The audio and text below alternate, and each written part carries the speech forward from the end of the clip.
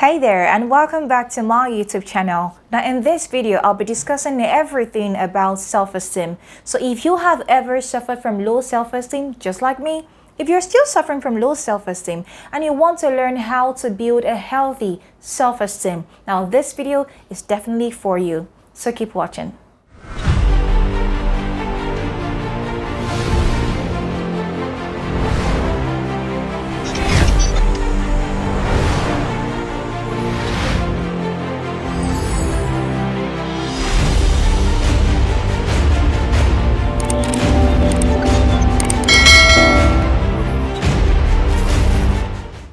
Alright, now self-esteem refers to a person's belief of self-worth and value.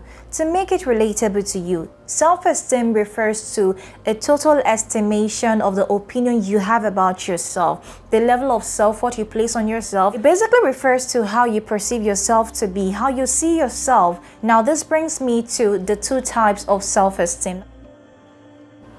A person is said to have a high self-esteem when he or she places value on him or herself, when your level of self-worth is high. If the totality of opinion you have about yourself is positive, then you have a high self-esteem. But if the reverse is the case, if the value you place on yourself is very low, if you don't have a healthy self-worth, if the totality of the estimation of opinion you have about yourself is low or negative, then you have a low self-esteem. So with this explanation, I'm sure you already know whether you have a low self-esteem or a high self-esteem. Now there are a few factors that influences a person's self-esteem. Now the first is family. The family is the first source of social development for a child. The family is the first school a child goes to. Your family is a foundation that influences the level of self-esteem you have as a person. Now, the process of development a child experiences while growing up in a family influences the level of self-esteem the child would have at the long run. What I'm trying to say is that your family is the first foundation that shapes your self-esteem. Now, one of the things that helps a child to have a healthy self-esteem is affirmation. Affirmation doesn't necessarily have to be the big words. It could be the little things you do to a child that makes a child think, oh, I'm important.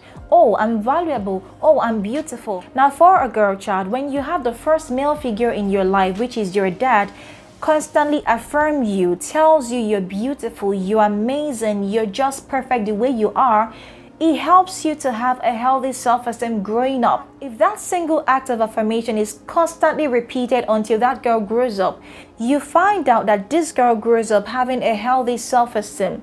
The difference between a girl that has been constantly affirmed and a girl that hasn't been constantly affirmed growing up is the attitude. It shows in the way that girl accepts compliments. You tell her she's beautiful when she's grown and she's surprised. But you tell a girl that has been constantly affirmed by her father that she's beautiful, she's not surprised. You're like the 1,010th person telling her that. And that's because she has constantly heard that from her father, from the first male figure she has as a young girl. When you see a girl that has a healthy relationship with her father, there's a difference. There is something about that girl that makes her feel like she's the best girl in the whole wide world. So your admiration would just be like an addition to her because her father has already pumped her with so much affirmation. But if you see a child that grows in a family where there is constant verbal abuse, where there is constant teasing, constant mocking, constant comparison, that child grows up without a healthy self-esteem. One of the things I faced growing up as a child was lack of affirmation. I really did not get that from my immediate family, and for some reason it shaped the way I saw myself. I didn't think I was beautiful, and it reduced the level of value I placed on myself. It reduced the level of self-worth I placed on myself. I just did not see myself as that special girl. I just didn't think anything about me was really good. The same with the guys out there. This has nothing to do with gender. When a child is constantly affirmed by his or her immediate family, it helps to build a healthy foundation for a healthy self-esteem. It would shock you to know the level of impact affirmation can have on a child. And the thing is, your family can only treat you depending on the level of knowledge they also have. The family is the smallest unit that makes up the society. If the family gets it right, the society will just be awesome. And the basic source of a child's development starts from the family. If the family is able to give a child the right foundation, that child will be able to have something to keep working with as he or she grows up. The society would not necessarily have a negative influence over that child because the family has already created the right foundation upon which this child should walk. There is something called identity crisis. I suffered from identity crisis. I know exactly what that is like. So when you have a child that suffers from identity crisis, it shows in everything that child does. It shows in the decisions you make. It shows in the choices you make. It shows in the kind of friends you allow in your space. It shows in the opinion you have about yourself. It just shows in everything. You notice that you become needy as a young girl. You become needy as a young guy. You just feel like you need people to be okay. You need people around you to just be sane. Your level of happiness constantly depends on people around you. People you're holding on to, thinking that these ones basically are all you need to survive in life. But when you have a healthy self-esteem, it changes. You just know that people come into your life for reasons, and when they leave, it's your time to leave. It comes from the level of knowledge, self-identity, self-value, and self-worth you have about yourself. Now, I'm so sorry that most of our families didn't do that, but then, if your family didn't do it for you, it's about time you change it for yourself, just so that you do not do the same thing to your kids. Now, one thing is certain, if these things are not handled, it becomes a pattern, it becomes a cycle, and before you know it, you get married and you raise a child exactly as you are. So how about you handle it right now that you're not married? How about you handle it right now that you already know you have a low self-esteem, so that you'll be able to make better choices for yourself? Now, another factor that influences a person's self-esteem is physical features. Now, the truth is, the society has, in a way, given us an ideology of what the term beauty is about. For the ladies, the society has somehow given us an ideology of how a beautiful woman should be. So you talk about the physical features she has. You see this in movies, you see this in musical videos. They constantly portray a beautiful woman to be all about the physical features. And then for the guy, the society portrays the cute guy or the handsome guy to be the guy that has six packs, is muscular, is tall, dark, and handsome. And the same society has also succeeded in making some ladies think the way to be a beautiful lady is by being light-skinned. And this has made these ladies to change their skin color, thinking the only way I can meet up to the expectation of the society as a beautiful woman is by being light-skinned.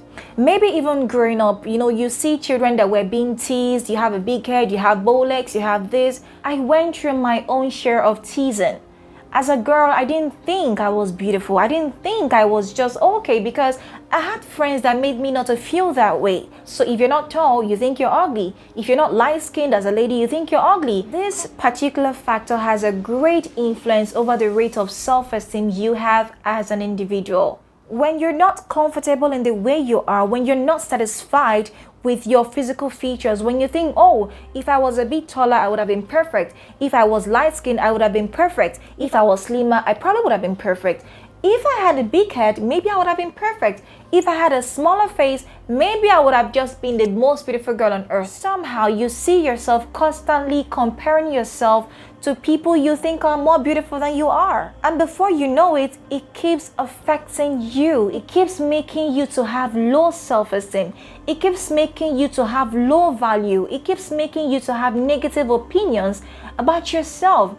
You just keep thinking you're not enough. You keep thinking you're not enough. You're not beautiful enough. You're not good enough. You're not tall enough. You're not light-skinned enough. You're just not enough for anything. Now, the next factor that influences a person's self-esteem is friends. Feedback from friends. You have friends that constantly point out the negative things about you and never compliment the positive things about you. It would affect your self-esteem in one way or the other. Now, for some young girls, puberty comes very early. For someone like me, it came very late. And for some reason, my friends kept making fun of me. It just made me feel different from all of them. I didn't like myself. It made me feel low about myself. I didn't like my body. I didn't feel like I was attractive. I just did not think well about myself.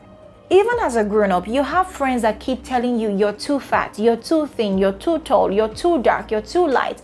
You're just too much of everything. These things affect your self-esteem in one way or the other. And you know one thing, These comments hurt more when they come from people you really love, when they come from people you really value their words. This goes a long way to let you know that words are like bullets.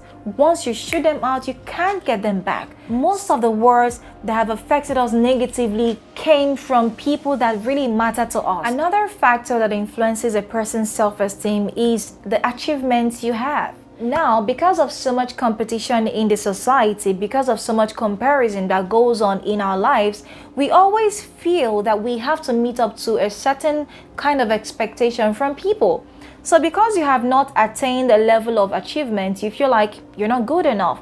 Because you see your friends do things that the society applauds, you feel like you're not good enough because you've not done them. So it's shocking to know that people's level of self-acceptance and self-value comes from their level of achievement. Now, you discover that the level of success people attain plays a huge role in forming a healthy, positive view of themselves. The next factor that influences a person's self-esteem is task proficiency. Now, this includes skills that are required to perform a certain kind of task and the ability to perform these tasks successfully.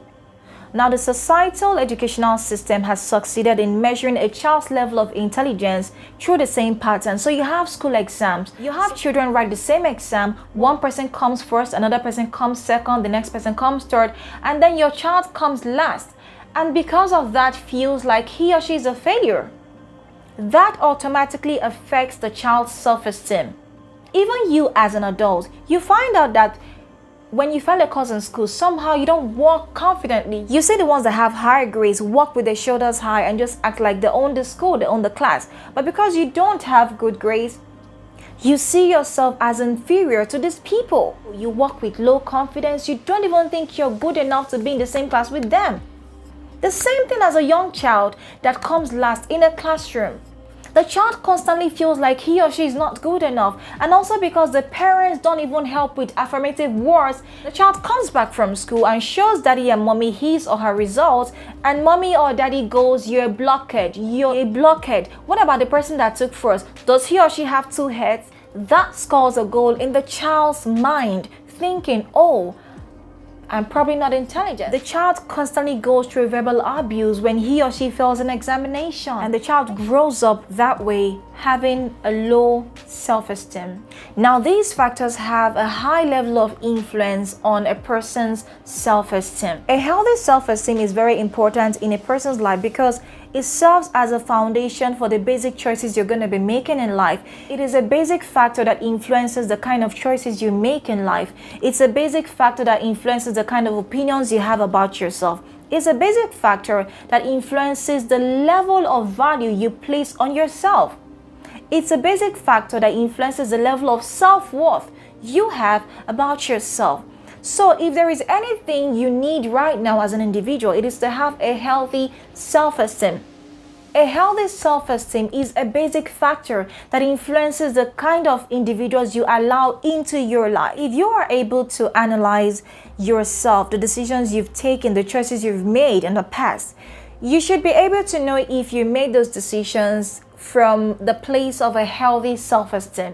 Now, in the next video, I'll be sharing with you certain features to know if your self-esteem is low or high, and I'll also let you know different ways to build a healthy self-esteem. Now, this is not a monologue, it is a dialogue, so I would appreciate it if you drop your comments on the comment section and tell me what you think about this and how it has helped you. Also, do me the favor of subscribing to my channel because it is totally free. Just click the subscribe button and then turn on your notification bell so you'll be the first person to know once I upload any video. Now, just in case you don't know me, hi, my name is Oluebube Emeka and I am passionate about human development.